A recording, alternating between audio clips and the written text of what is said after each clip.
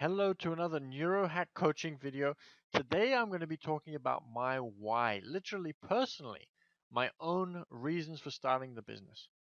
So in my model, down the bottom left-hand corner, you'll find the why, and we'll talk about all the other areas in other videos. But today I want to focus on my personal why. And it comes back to the time that I was at university. And a friend of mine, he came up to me. He said, "Parties are the way to make money. We got to organize a party. It's going to be absolutely amazing." I said, "Yes, I agree. Let's write a business plan. Let's get some supplies. Let's find a venue. Let's do it." And he didn't really seem to want to do anything. And so nothing happened for a week. And then he comes back up to me. He says, "Meadow, we got to organize a party. A friend of mine, he's doing this. It's really amazing. He's making money and it's so fast and we can make really, really fast money and it's a lot of money." And I said, "Yes, let's do it." I said, "I've started the business plan. Let's get this organized." And again, nothing ended up happening. I think he had trouble pulling the trigger or something. And then he went off to his traineeship in Spain, and I found a venue and I wrote the business plan and I did the advertising, the marketing, and I did the market research, and I could see everything going really, really well.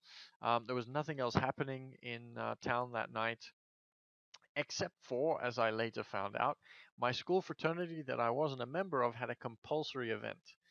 And so at the end of the night, we hadn't had as many people as we wanted to.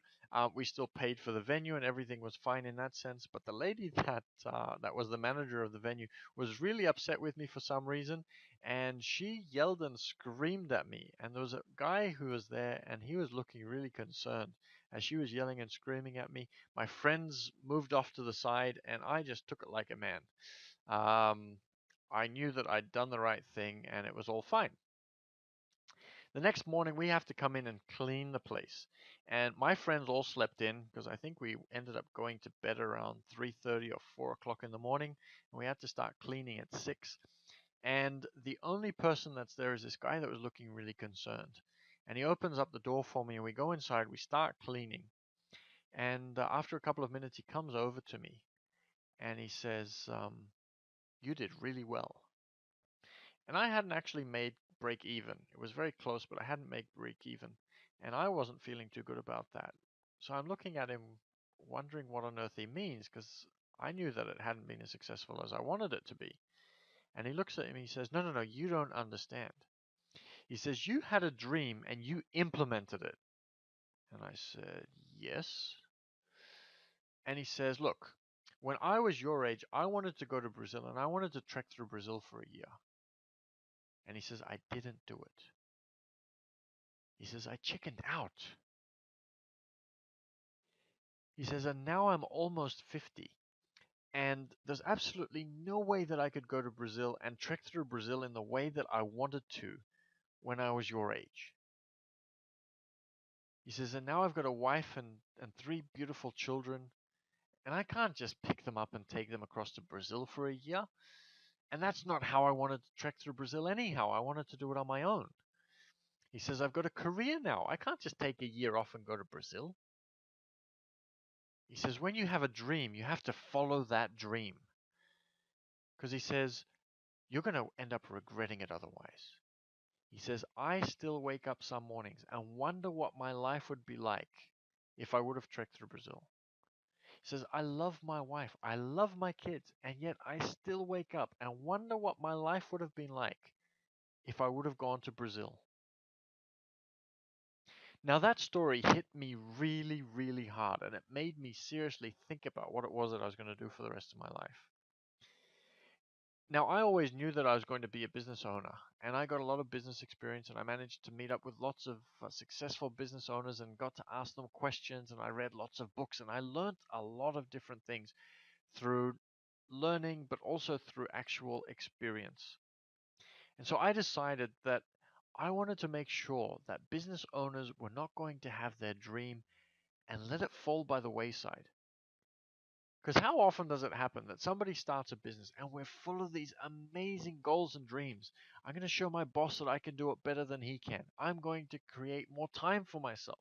I'm going to make more money. I'm going to spend more time with my family. I'm going to go travel the world. We have all of these beautiful dreams around what business is going to be. And we look up to the Richard Bransons that have plenty of time in their lives and can travel the world and do whatever they want. And we believe that we're going to turn our businesses into a business like that. And then life happens. And we get caught up in the day-to-day running of the business. And we face our first challenges. Some people quit, and other people just get stuck in the business and go through the challenges and hate their life. Or they get used to the fact that they need to be there every single day, and it becomes like the job that they wanted to get away from. So I made it my personal mission to help business owners rekindle that spark, to find their dream, and to use the knowledge that I'd accumulated and the experience that I'd accumulated over many, many years to be able to help them implement their dream and implement it in a way that they were going to reach the success that they set out to achieve when they first started. Now, that's a really, really powerful why. And I'd love to have you on my journey to help other businesses.